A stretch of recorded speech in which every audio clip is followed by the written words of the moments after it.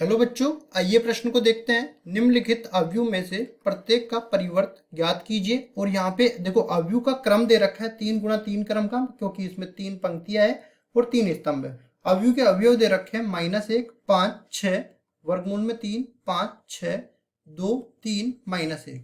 प्रश्न को हल करने से पहले इसकी मुख्य अवधारणा के बारे में चर्चा कर लेते हैं। मुख्य अवधारणा मुख्य अवधारणा में हम लोग देखो परिवर्तन निकालना सीखते हैं। जैसे हमने कहा कि कोई भी अवयव है तो पहले तो लिखेंगे यहाँ पे अवयव का परिवर्त। अवयव का परिवर्त। और इसको कैसे निकालते हैं? पंक्तियों को स्तंभ बना देंगे और स्तंभ को पंक्तियां बना देंगे। जैसे पंक्तियों को मैंने आर से निरूपित कर दिया और स्तंभ को मैंने सी से निरूपित कर दिया। पंक्तियों को स्तंभ बना दिया और स्तंभ को पंक्ति बना दिया। जैसे कैसे करेंगे? जैसे मान लो कि ए अवयव इस तरह से है, अपने पास ए बी सी डी इसके अवयव है। अब मेरे को निकालना है ए का परिवर्त, जिसको ए डैश भी कहते हैं और ए टी भी कहते हैं। इसमें क्या होगा? पंक्तियों को स्तंभ बना देंगे।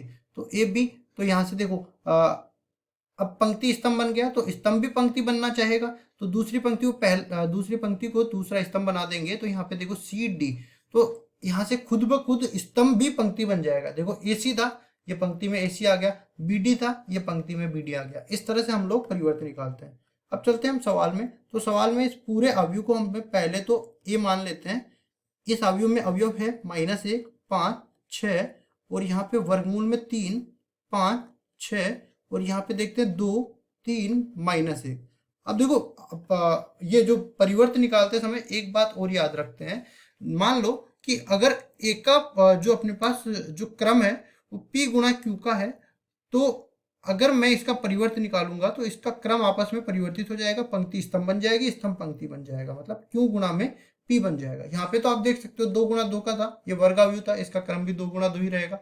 इसका भी ये देखो वर्ग अवयव 3 × 3 का है, तो परिवर्तन निकालने के बाद भी क्रम अपरिवर्तित रहेगा। तो यहाँ पे देखो ए का परिवर्तन निकालते हैं। तो पहली पंक्ति है, इसको पहला स्तंभ बनाते हैं, -1, 5, 6 इस तरह। दूसरी पंक्ति है, इसको दूसरा स्तंभ बनाते हैं, वर्गमूल में 3, 5, 6 इस तरह। तीसरी पंक्ति है, इसको तीसरा स्तंभ बनाते हैं, 2, 3, -1। यह आ गया अपने पास ए का परिवर्त, और केवल ए का परिवर्त ही हमें निकालना था। तो यही हमारा उत्तर हो जाएगा।